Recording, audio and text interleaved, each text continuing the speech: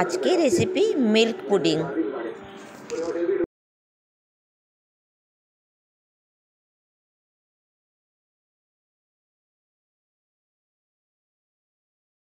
প্রথমে একটি fry pan চাপিয়েছি, তার মধ্যে আমি 3 কাপ দুধ দিয়েছি।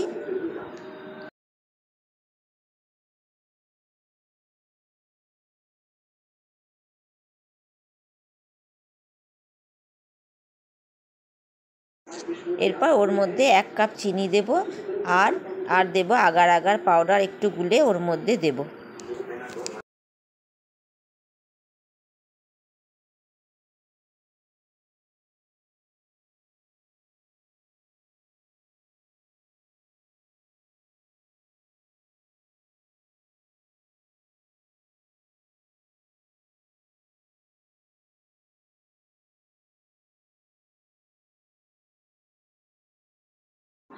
এরপর ওর মধ্যে আমি ভ্যানিলা এসেন্স সামান্য 2 ফোঁটা দিলাম, দিয়ে আবার এটা ভালো করে একটু নড়িয়ে তারপর বাটিতে ঢেলে নেব।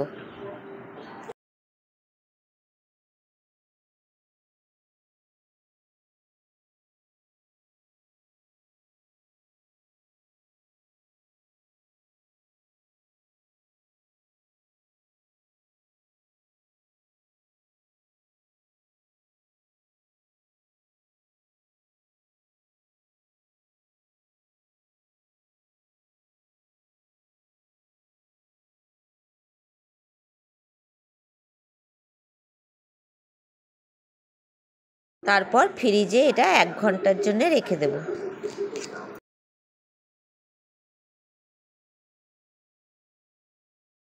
এরপর আরেকটা সসপ্যান নিয়েছি, তার মধ্যে আমি আধ কাপ চিনি, সামান্য একটু জল আর একটু ফুড কালার দিয়ে ভালো করে নাড়াবো, আর সামান্য একটু আগার আগার পাউডার এর মধ্যে দিয়ে 10 মিনিট নড়িয়ে নামিয়ে নেব।